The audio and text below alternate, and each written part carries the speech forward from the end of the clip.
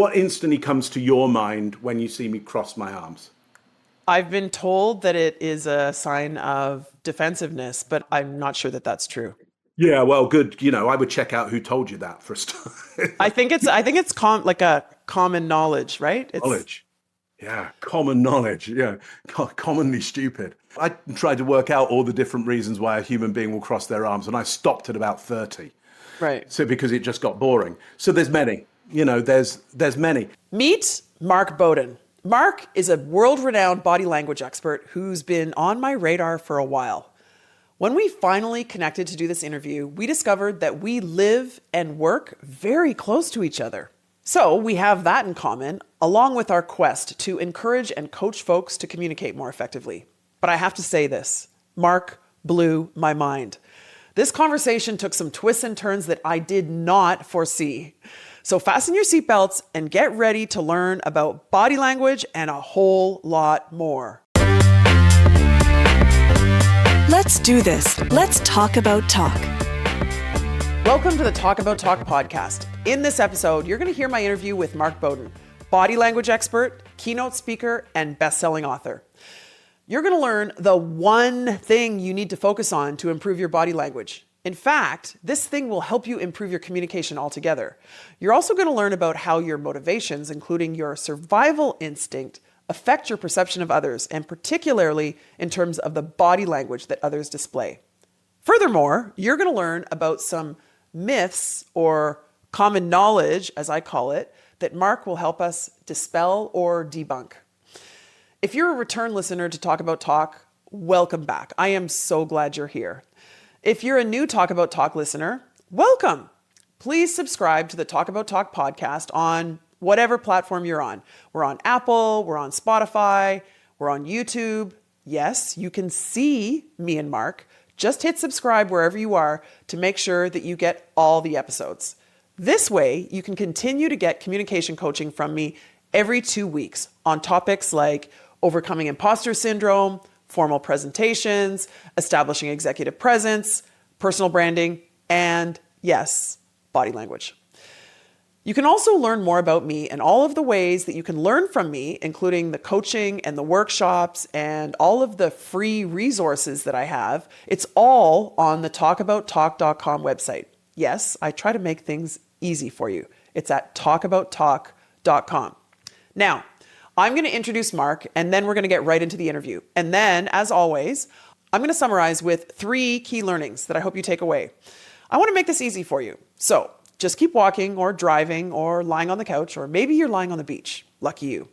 Whatever you're doing, you do not need to take notes. I'm going to summarize everything at the end. And of course, you can always reference the show notes in your podcast app for more information. All right, let me introduce Mark. Mark is a world-renowned body language expert, voted multiple times Global Guru's #1 body language professional in the world.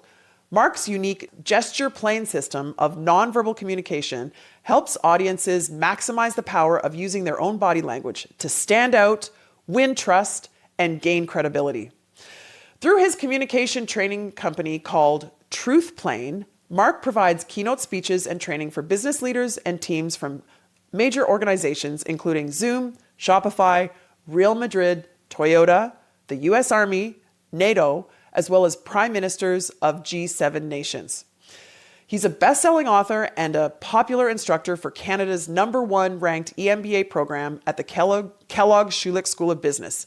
He's also the president of the National Communication Coach Association of Canada.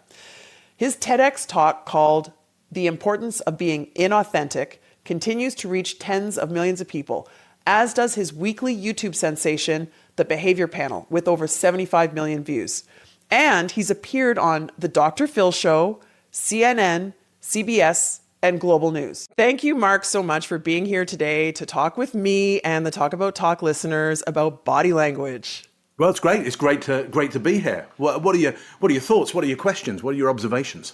So let's start with the big picture. All right. I'm, in the business of coaching senior executives about all things communication. So how and why does body language fit into this big picture of language and establishing executive presence? Yeah, okay, easy. Because I judge you, you judge me, we judge each other. That's it. So how do we do that? How do you judge me? How do I judge you? Well, we could come up with all kinds of examples that aren't really true. The reality is that we first judge people and then continue to judge them pretty much mainly based on how they behave in front of us, what their face does, what their body does, what their hands do, how they're dressed, the environment that they show up in. We mainly judge each other on that. We partially judge each other on the tonality of the voice, and we don't judge each other particularly much on what we say.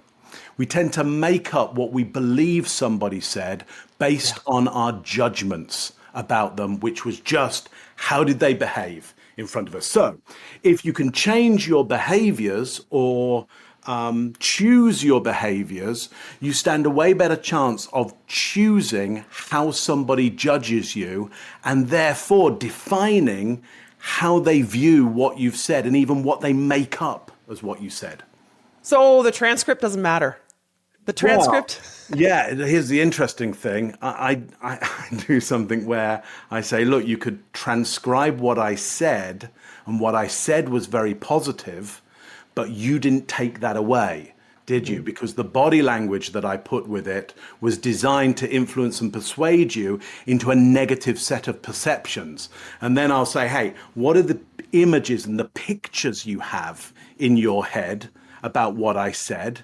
And people will have very negative images and pictures, and it's totally against what I said. They haven't really been listening. Their brain has been making up the idea of the content, essentially, and I can radically skew the idea of the content in that it'll be incredibly confusing because people would go back to their teams and go, wow, we came up with such a great message, but they didn't take that message away.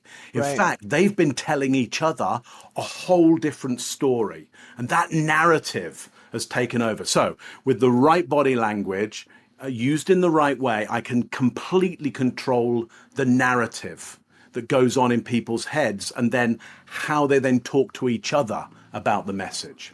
So I'm watching you, Mark, so effectively reinforce your words with your hands and your facial expression, but a lot with your arms and your hands. And I'm also feeling very self-conscious about my facial expression and my body language. And I know that the clients that I coach tell me the same thing. As soon as we start talking about body language, and then as soon as they get up, quote unquote on stage, or they're leading a big meeting, and it's suddenly like, where do I look? What do I do with my hands?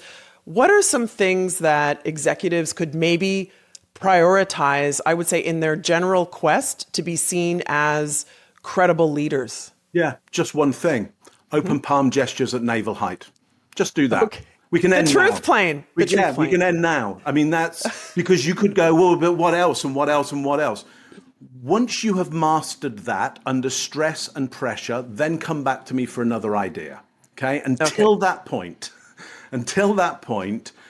anything else that you do above and beyond that doesn't have, let's say, the same economic power as open palm gestures at navel height. Okay? Now listen, because we're on a video call together, this is for us. Yeah. We could go into I'm going to bring my hands up here and show you about this. And why it's different. But ultimately, live in front of you, in a room, whether it's 10 people or 10,000 people, if you're saying to me, Mark, what will give me the best bang for my buck on trust and credibility? Yeah, open palm gestures at navel height. And then you go, well, what else? Should I eye contact? Everything else will fall into place. Once you do that, when you're under stress and pressure, and you do open palm gestures at navel height, that will cause what I call the cascade effect. Right? It's not just me. It's a behavioral idea. Cascade effect. It cascades other behaviors in me. It cascades other behaviors in the audience. They cascade and they infect each other. Right. Yeah.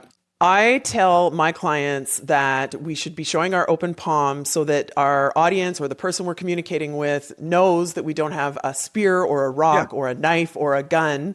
So I get the open palm, but why navel height?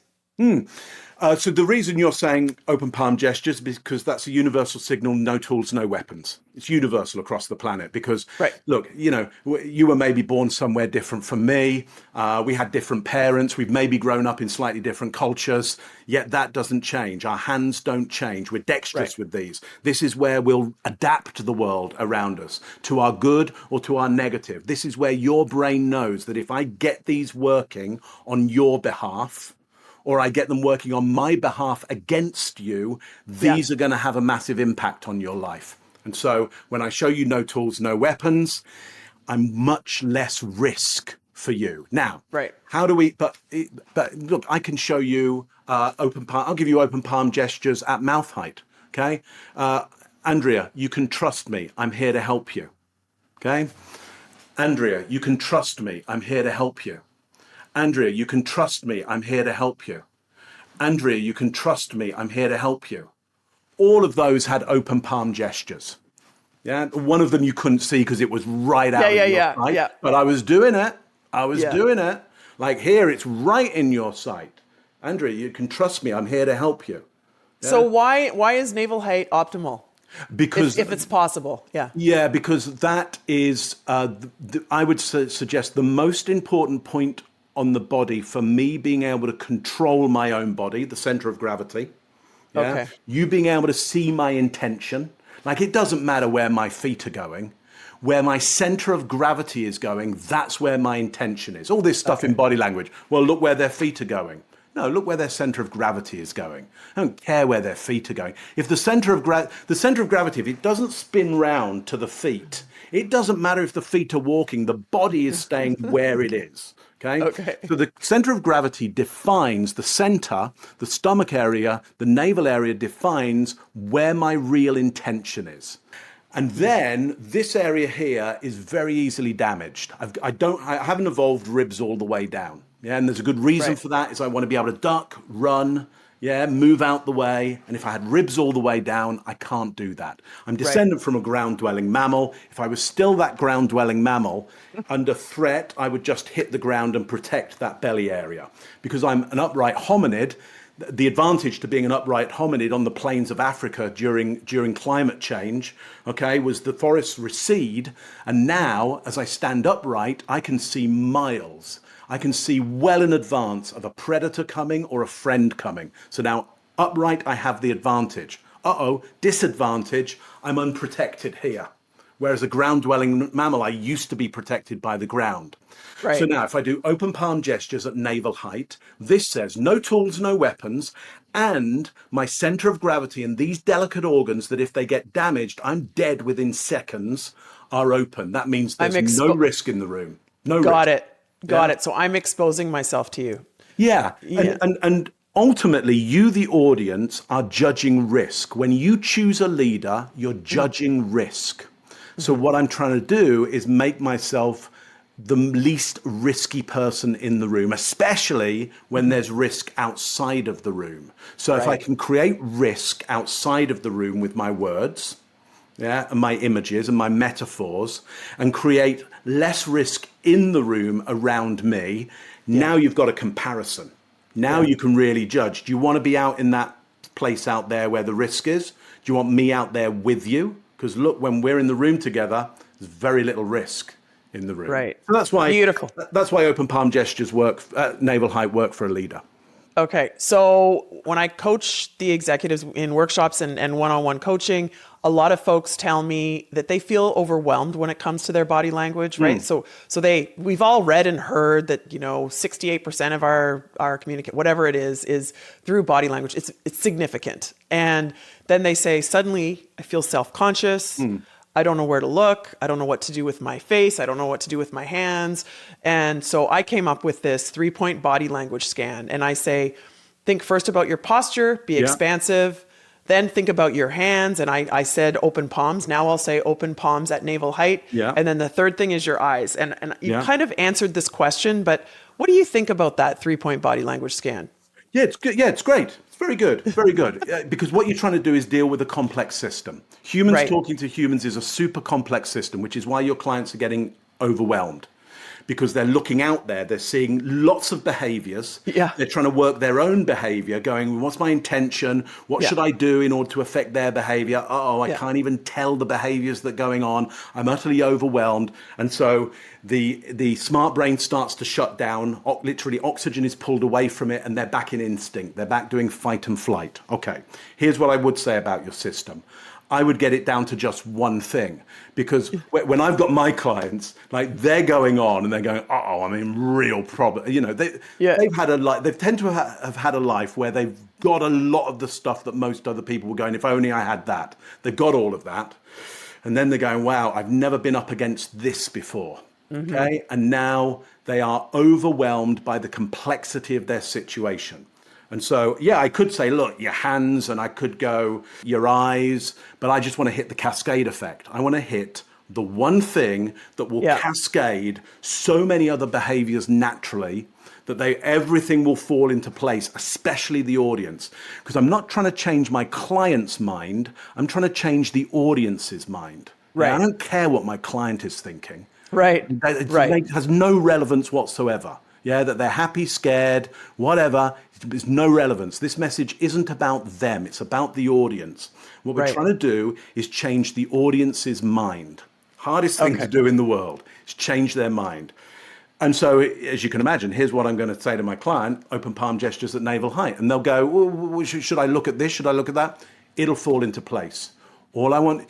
Because what will happen is when you go on and you see them, or you see that one, or you see those three that have that impact on you, you're going to want to be authentic with them. You're going to want to go back to your authentic instinct that got you to where you were. And you're now in, for you, an extraordinary position, an extraordinary position. Therefore, you will not do your ordinary behaviors. Your instinct, your authenticity is nothing. It doesn't count for this. Your authenticity is designed to keep you where you are. It's designed to keep you at home with who you grew up with. That's it's true. designed to never make you go to a university. Be comfortable. Yeah. Designed to keep you just alive enough for the cheapest possible price. That's your authenticity. And so I'm saying, look, this will feel odd to you, but you're going to do it on purpose. Mm-hmm. You're going to do it on purpose because you are in an extraordinary position right now. You're going to do extraordinary behaviors. And just one. Just one. Got it. So how does this change? I mean, I can see it physically right now in front of me on my screen. Online versus in person. If you're, being interviewed for a podcast, or you're doing a TV interview as a senior executive, as a leader, are you holding your hands up here and constantly showing your palms? And what else should we be aware of in terms of our face is, center of the camera screen? What should we be thinking about in terms of, like you said at the beginning, reinforcing the words and hopefully the positive judgments that the audience is making about us? Yeah, the only thing to think about in this situation here is the new context. So let's explore that together. Imagine we were doing this talk live, okay? So we don't live too far away from each other, but we've got to travel, okay? So you've either got to come to mine, or I've got to go to yours, or we have to pick a place together, okay? That's already way more risk. You've invested time, I've invested time, money, and now we've got to get this audience into the live event. Now that's massive risk. I've got to take out an insurance policy for them to be live in the room. Why? Because the insurers go, hang on, you're going to get a whole bunch of people together live. How are you mitigating that risk? So they're going to make us sign all kinds of documents about what we're doing to mitigate the risks, and only then are they going to insure us. Once we've actually gone, we've really thought about the risks of this. Okay. Your risk assessment of this interview, have you got one? It's pretty low. I can delete parts of it, right? Right. How much did this cost you? It cost time. Cost time. Yeah, but not as much time as if you got the audio. Yeah. This is what we call a cheap signal. We've got to understand this is what's known in animal communication as a cheap signal. And therefore, my value has just gone down and your value has just gone down. Our audience If you watching and listening to this right now, if you showed up in the room with me, you would think I'm so much better than you think I am right now, because you would have sunk cost in this. Okay, but here, like, because I'd be live in the room with you, and I'd be, if I was in your, I'm now in personal space with you. In fact, for many of you, I'm in intimate space with you. If I got into this space with you live in the room, social risk would be going up massively, and your brain would be going, well, if I'm risking this much, Mark must be amazing. This much, because I wouldn't risk this much if it wasn't amazing. I'm not an idiot gambler. I gamble well, says your brain every time. So cheap signal. This, everybody knows this is cheap as chips. So now I've got to raise the social risk of this. I've got to raise the look of the risk in it. I've got to make this more animated for you, so I feel and look more alive. Because in the room live with you, we'd be breathing the same air. Yeah, there's massive risk to that. Massive animation. There's a massive sense of, wow, I'm alive right now. Look, that guy is talking right in front of me. Okay. Yeah. We don't have that here. So what I'm doing in this interview here is giving you the impression of the social risk and the physical risk being raised, which is causing you to go, okay, if I'm risking this, it must be valuable. Right. Does that make sense to you?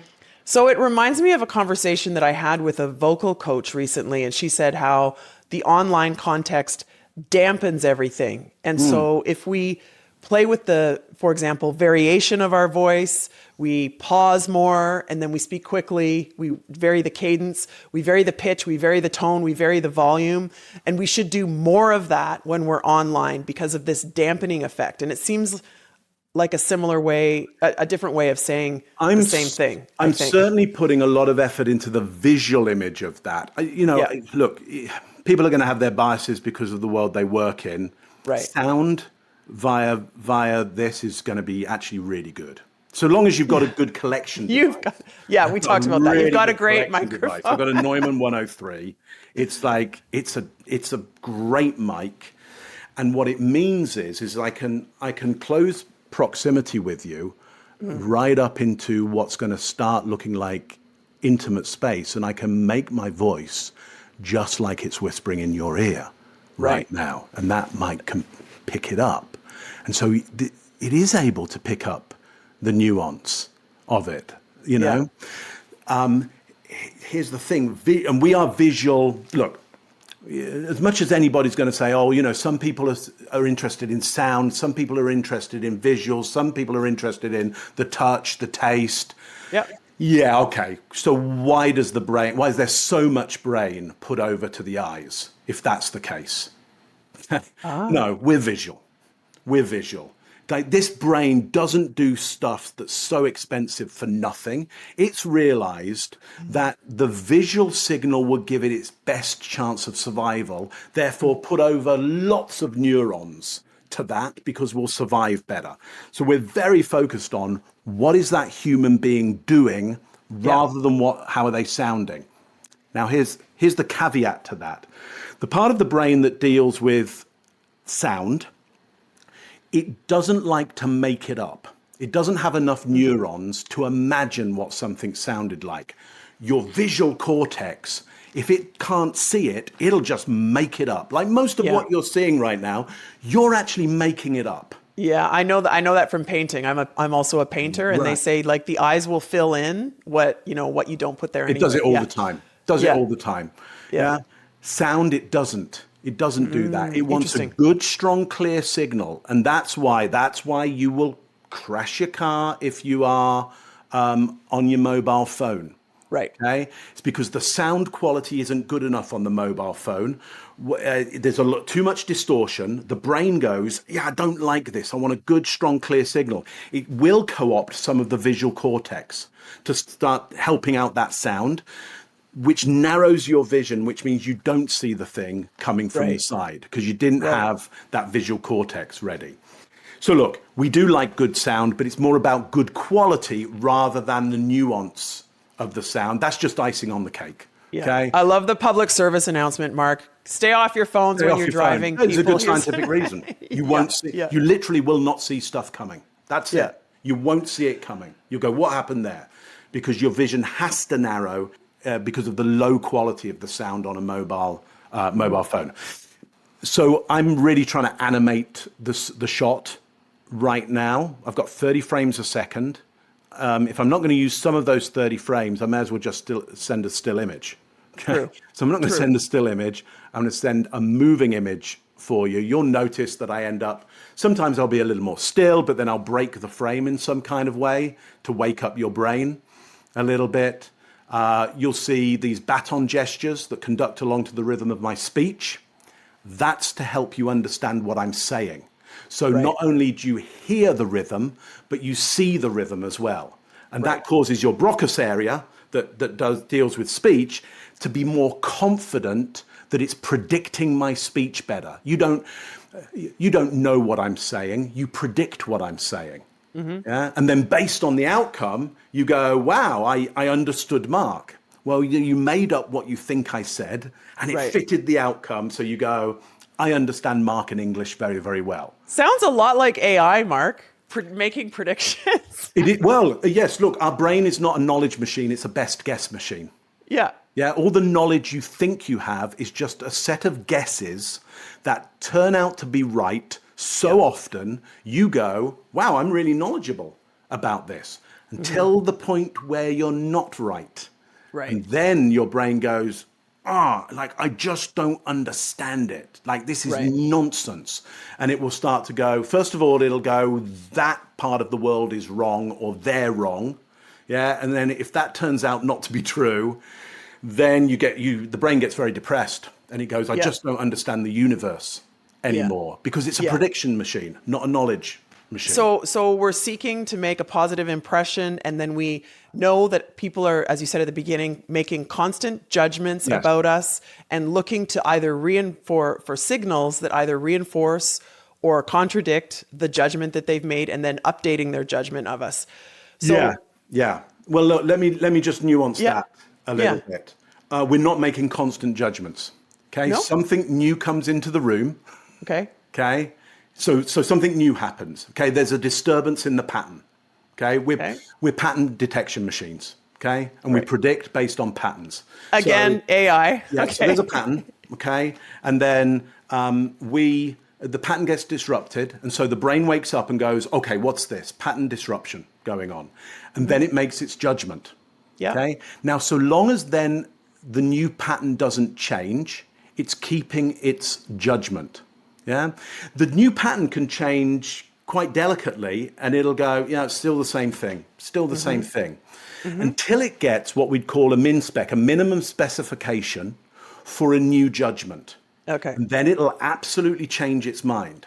So here's what we need to know. If you want to change a first impression, you need to know and this is the economics of it, you need to know the minimum specification for getting somebody to change their mind, because it's a trigger system. It's like a hair trigger. You don't need to pull the trigger hard. You just need to touch it in the right way, and the bullet fires.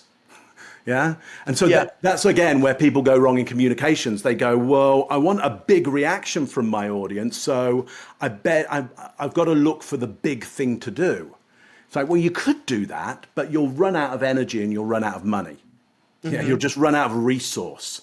All we need to know is the hair trigger that their judgment is made on, and then we just nudge that. In fact, we don't even need to pull it.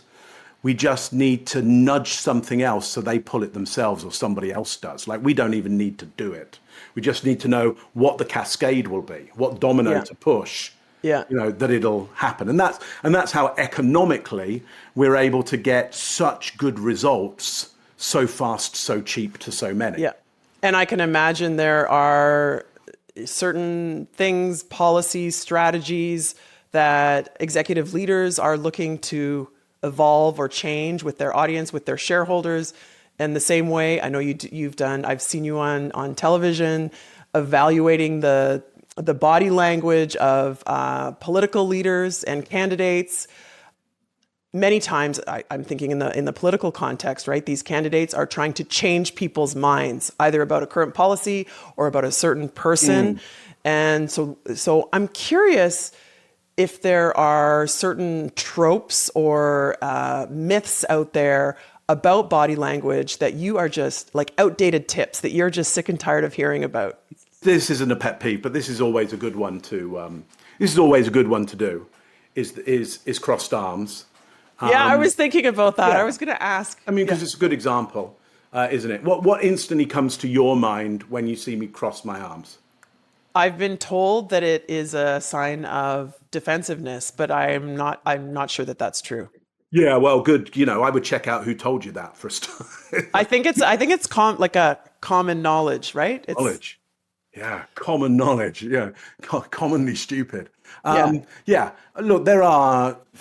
I tried to work out all the different reasons why a human being will cross their arms, and I stopped at about 30.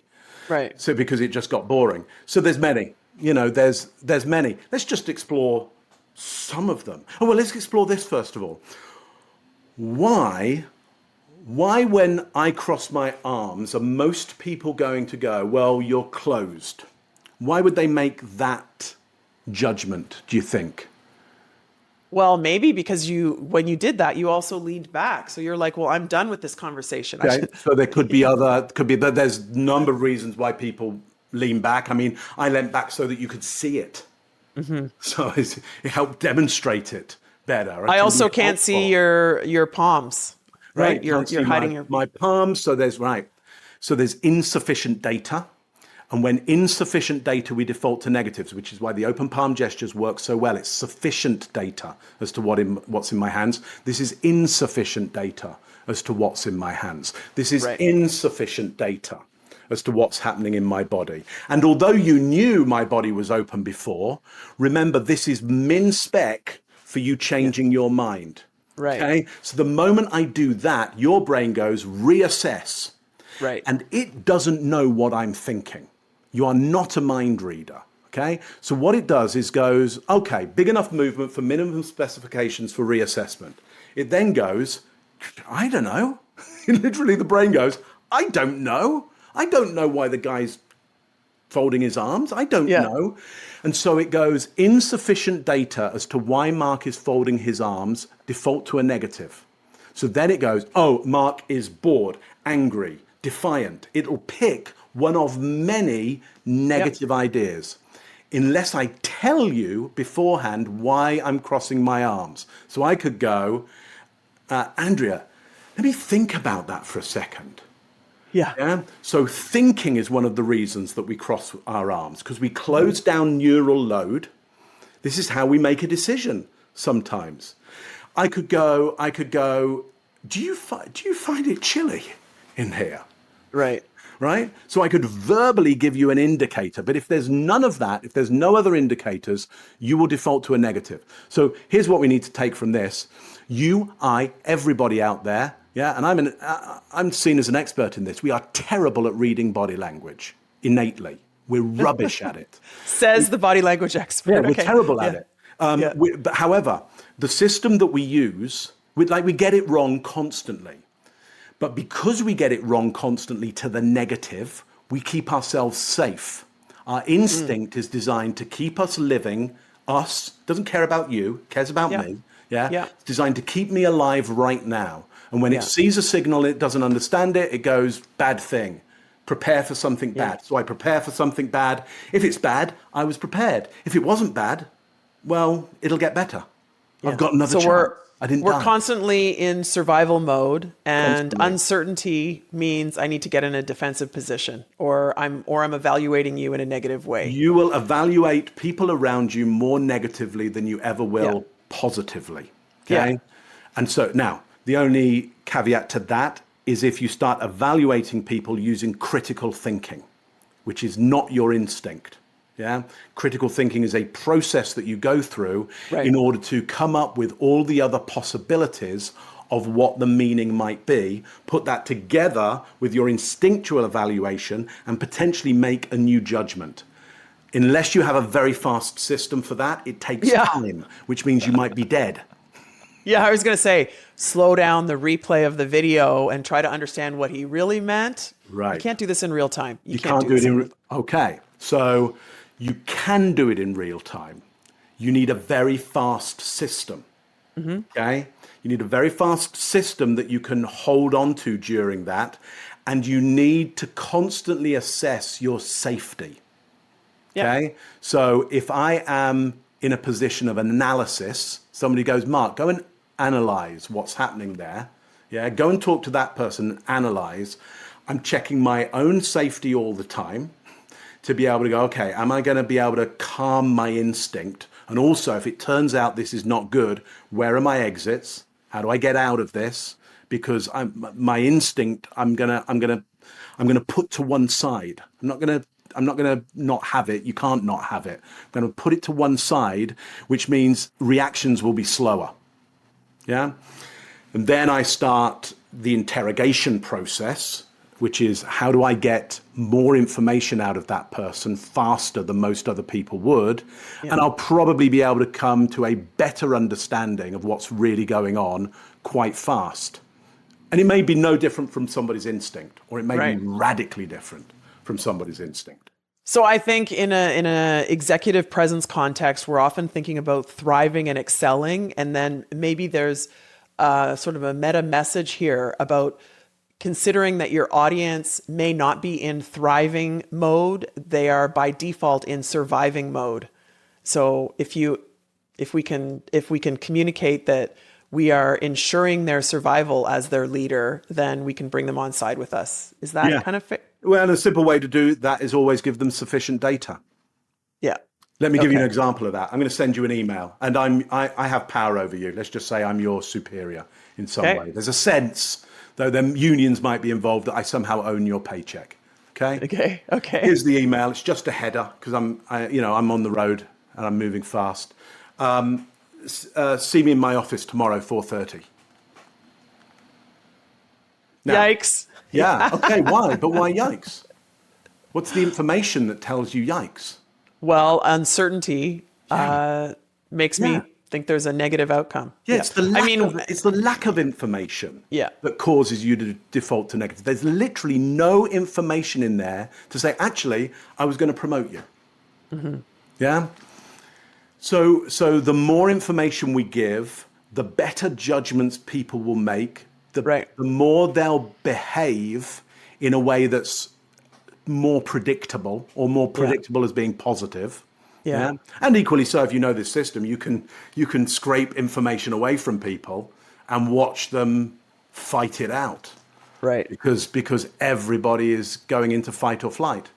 I feel like I heard this in a different context a lot as COVID was happening, and especially when we were shuttered and working at home. And I was hearing from some senior leaders about how they needed to be very explicit with their people about what they were doing, why they were doing, how well they were doing, because uncertainty, breeds fear. If you're in that environment where fear is already there, you're not going to calm them down with less information. Right, exactly. So thinking about the same thing in terms of our communication, and then using this all flows together beautifully, Mark, and then using your nonverbal, your body language to reinforce the message, and then maybe even being explicit about it. Like, I'm feeling this way, labeling your feelings, sharing more information. Before we get to the 3 rapid fire questions, I just want to ask you one last question, which is, and maybe you've already stated it with the truth plane, the open palms at navel level. So do you have a hot take when it comes to body language, something related to, I guess, going back to the common knowledge that you see is not valid, something that surprises people that you know based on the science, based on your experience in coaching folks and interpreting body language? Okay, so something that people would kind of go, okay, that's common knowledge, and actually it's not that relevant or true. Or the other way around. They think it is and it's not. So Mark's hot take. All right. Well, I'll give you both. So there's this idea of you should mirror people copy their body language, because that will cause them to like you. Yeah. Okay. likeness creates liking. We mirror each other anyway. Yeah. That's going to happen regardless. Okay. You smile, I smile. Yeah. Got it. Regardless, it's how we work out theory of mind. It's how we naturally work out what do I think you're thinking and feeling. So it happens anyway. And when people start to do it on purpose, often what they'll end up doing is mirroring also some of the behaviors which aren't helpful behaviors. So I don't know, you are genuinely closed and you cross your arms. So I cross my arms. Now we're both closed. Now you start to naturally mirror me because I leant back because I wanted to show you that I've crossed. So now you lean back. So now I lean back even further. And we both spiral into an abyss of not getting on. Okay? Yeah. So when it comes to mirroring on purpose, you only mirror the behaviors that you want to see more of. Okay. That's all. That's all. And a better technique is just to give positive affirmations around any behavior that somebody does that you want to be seeing more of. Got it. Yeah. Got it. So there's that. The take that most other people don't have, that more people should, that would be my model of what body language is. Yeah. And that would be that all body language, you can tell it's a model because it uses the word all. It's a universal theorem, okay? Which means it's not going to be true, but it probably is going to be really helpful. If I'm an expert, it's probably going to be very helpful, but it won't be entirely true because it's a model, okay? All models are wrong. Some Caveat, really caveat. Okay. Some are really helpful. All body language is a response to power or a display of power.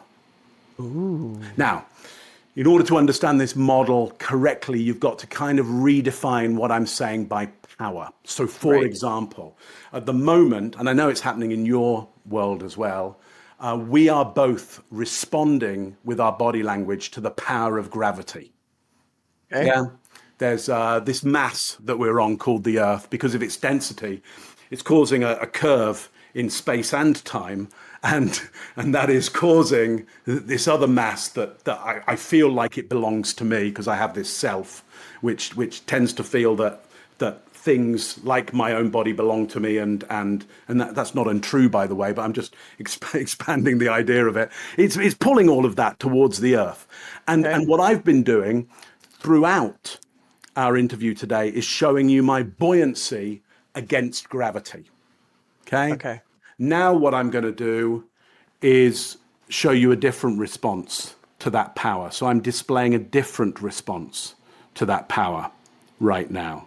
Yeah. Yeah. Okay. And can you see how it changes your judgments about me and my content for you? And now I'm going to respond to the power of gravity in a different way, in a more buoyant way. And it's very, very different. It is. So if you just think about all body language and going, what was that? What did they do just then? And what does that mean if we now go, that was either a response to power, or a display of power? What does that tell us about the power and how they're feeling about or thinking about that power? Yeah. There's a beautiful link there, I think, back to what we were talking about before in survival, right? So if you have power, you're maybe believing and other people are believing you're more likely to survive and that you may implicate other people's survival if you have more power, right? Sure. Yeah. So we mirror. So when we're looking for a leader, this will be helpful for your audience because they're interested in leadership. First of all, we mirror the strongest, clearest signal in the room. We copy and follow the strongest, clearest signal in the room. Okay. Note that I didn't say the best signal, the most moral signal, the smartest signal, the strongest, clearest signal in the room, which is why I can walk into a meeting and go, that person has the plaque, but they're not the leader here. Yeah. That person's the leader. Everybody's following that person. In order to be a leader, you must have followers. Therefore, you must be followable. Number one key to leadership. Are you followable? I mean, literally physically followable. Until you've got that, forget it. You have no followers at all. What's the criteria for whom I'm mirroring? It's the strongest signal Clearest signal in the room. Strongest and the clearest. So we will follow the strongest, clearest signal in the room, and we'll mirror that. Yeah, which is why sometimes if the leader can be immoral, and we'll all copy the immorality of it, because it's clear. Like at least I can do it. Like that opposition, I don't know what they're doing. It's not followable. Okay. Right. We also mirror and follow the people or the individual who we think has most control over the most valuable resources. Yeah. Now, dependent on the group that you're part of, what is a valuable resource can change, because evaluations change group to group to group. Yeah. So, which is why Maslow's hierarchy of needs is kind of interesting. The best thing that Maslow ever said around this hierarchy of needs was cut off somebody's oxygen and see how worried they are about food anymore. So suddenly you cut off oxygen, and now that is the most valuable thing. Yeah. Yet how much do you think about oxygen in your day? No, because it's plentiful. It's plentiful. Right. So you've stopped valuing it. We tend to value things more that are more risky and difficult to get. It's not a big risk trying to get oxygen these days. It really isn't, really isn't. So we don't value it particularly highly. Anyway, so we will start to mirror whoever we think is controlling the most valuable resource. And usually with any group or society, there is a clear signal. Often there's badges. There's like you wear insignia to say that you're controlling that stuff. And if you go into a group that you're not sure about, you've never been around before, so you don't know the insignias, you don't know the signals, as we'd call them, or the rituals involved, then or even what's most valuable, you just ask, you just go, so what's the most valuable thing for you right now? And then you go, so how would I know who controls that? And they'll go, that's her over there. Or they'll go, look for somebody who is behaving in this way. I go, thank you very much. I will do that. Anyway. Usually not explicitly, right? More implicitly, you're doing this. Oh, no, don't leave it to chance. Like, you'll die. Like, don't mess around. Go and ask explicitly. Go, listen, I'm just curious. I'm new around here. I'm just curious. What is the most valuable thing for you when it comes to X? Mm-hmm. Yeah, so that's a hierarchical evaluative question. I ask for their evaluation, and I don't ask all the many things. I just want the most. Yeah, and people will answer that because it initiates the hierarchical evaluative part of the brain, which loves to work. It loves to tell people that stuff. So they'll tell you immediately. Yeah, they'll tell you immediately that, and then you go, so I'm a bit lost. Yeah, could you help me? So I use the idea of help, because if they're social mammals, they're designed to help. They could be psychopathic or sociopathic. It's going to be rare, but if they're social mammals, they're designed to help. Go, could you help me? How would I know who that person is? Right. They'll literally go, that one. Yeah, or they'll go, well, they come out, every Tuesday. And you'll see them because they start doing this behavior. Mm. Yeah, there may be a time and a place for that. Again, back to survival. Survival. It's all about surviving. With the folks that I coach, there's a lot of emphasis on thriving. I'm good. I want to be better. My firm is doing well. I want it to excel. And so for some of these things, these levers that we have, like body language, shifting back into this mindset of ensuring survival, it sounds like it can help us. Okay, can I ask you the 3 rapid fire questions? Go. Let me see if Question number 1. Okay. Yeah. Question number 1, introvert or extrovert, and how does that affect your communication? Ambivert. Okay. Yeah. So my understanding is we're both. It's just, you may have a predilection, but that's more likely because of the situations you hang around in rather than how your mind works. Okay, Yeah. you will find that most people are able to adapt from one to the other, to the situation. Okay, some people get more adept at adapting around that, but yeah, we are ambiverts. I just know I'm an ambivert. I can do both. Most people are ambiverts. I ask it that way to be provocative, but there Yeah. are definitely people that are off the charts on either side. I can say yes. Yeah, I mean, recently, I would yeah. get them out of that, not their brain, just get them out of that environment. It's like they're just staying in the same environment. That's why they're just doing the very minimum to survive. Yeah, so put them in a place where there's more of a threat, and you'll soon see a different person. It's like when you give somebody a Myers-Briggs test, yeah, and then you put them in a cage with a tiger and go, now do the test. Yeah. So I haven't got time to do it. Yeah. Well, hang on, but you tested very well at being able to organize yourself. Yeah. Like, what's happened to you? Like, wow, Yeah. the environment has radically changed on you. Okay, question number 2. What are you, I'm really curious about this one for you, Mark. Yeah. What are your communication pet peeves? I don't think I have any, and I think the reason is like work would be intolerable, wouldn't it? I mean, I work in communication. If I had pet peeves, it would be constantly like, what are you doing? Like, stop that. Are you like, because the worlds that I go into, there's so much going right, and there's so much, it's like, this is going wrong.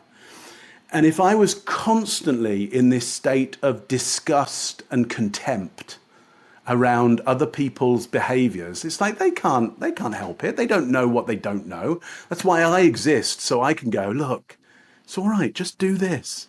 It's fine. Yeah. So I is your can't have pet peeve pet peeves? No, I'm fine. Listen, I'll give you plenty of pet peeves in other areas. Let's tackle chocolate for a start. Nuts in chocolate, salt in chocolate, unacceptable. Unacceptable. Both of them. I don't know why it happens. Why does somebody have to mess up something? Oh, let me give you another example. A creme brulee, when somebody puts a raspberry on top of it. What in God's name are you doing? The creme brulee is perfect. It's one of the great desserts. Simple, very hard to do. Getting it right is very hard to do. Okay? Achieve that. And even then, if you've achieved that, the perfect creme brulee, all the more reason not to then stick a raspberry on top of it. Honestly, it should be... when I'm in charge, okay, that is punishable by death, which is one of the major reasons why I should never be in charge. Okay, because of the kitchen. Because of the land, because I'd have that outlawed. I'd have that outlawed. Yeah. So I am full of pet peeves, just not around communication, because that would be an intolerable day for me. Fascinating. Okay, last question. Right. Is there a podcast or a book that you find yourself recommending a lot lately? Oh, yeah, podcast, yeah. The Rest is Politics. Okay. The Rest is Politics. I don't know whether you've listened to The Rest is History. Very good podcast on world history. Really great podcast at the moment. Obviously, if you like politics, if you're into politics, and you want some in-depth and very good different viewpoints from what you might be getting most everywhere else. Mm-hmm. The Rest is Politics, very good podcast. Amazing. I will put a link to that in the show notes. Yeah. Any last points you want to reinforce or share with Talk About Talk listeners about body language, Mark? No, I can't think that. I mean, we've been through we've covered it. We've covered all you should cover in however long we've been together. An hour or so. Like any more. Like go and deal with that. Deal with all of that first, and then come back. Okay. Thank you so much, Mark, for your time. I really appreciate it. I learned lots and I had fun. Thank you. Oh, my pleasure. Always a pleasure. Thank you. Well, that was an interesting conversation, wasn't it? I had absolutely no idea that we were going to end up talking about our evolution as a species, from being ground-dwelling mammals to being upright humanoids on the plains of Africa. but I'm so glad we did. I learned a lot, didn't you? This is exactly why I invite guest experts to be on this podcast. We all get to learn more. Now, let me share the 3 takeaways that I want to reinforce with you from our discussion. 1, the power of the open palm gesture at navel height. I asked Mark whether he agreed with my 3-point body language scan: posture, hands, and eyes. He said yes. He even said it's good. But he was adamant that if you're standing in front of people and you want to be credible, you want to be trusted, you want to have influence, it's really all about the open palm gesture at navel height. Show your open hands. You're not hiding anything. And at navel height, because this is your center of gravity, it also highlights your exposed abdomen. This is a signal that you trust the other person, that you're allowing yourself to be vulnerable. Trust is key here, which brings me to the second point that I want to reinforce: our instinct to focus on risk and survival. We are constantly monitoring our environment and the people around us for physical and social risk. Above all else, we want to be safe. So we scan people for signals of whether they're safe. As Mark pointed out, this is exactly why the open palm gesture at navel height is so effective. It occurred to me that when I'm coaching executives, I'm focusing on thriving, on excelling, on succeeding.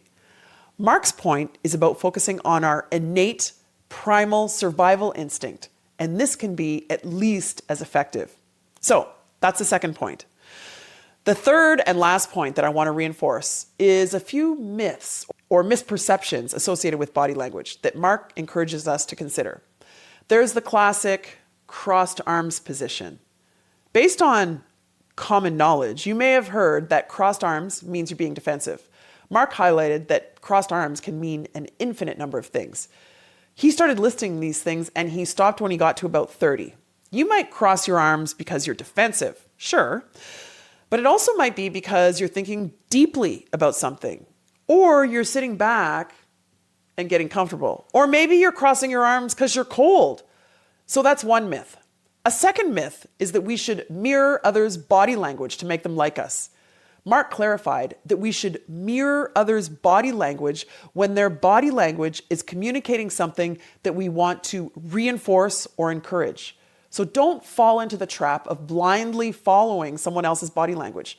You can imagine how that might deteriorate quickly. They lean back, so you lean back, so they lean back even more, and yeah, not good. Got it? All right. That is it for this episode.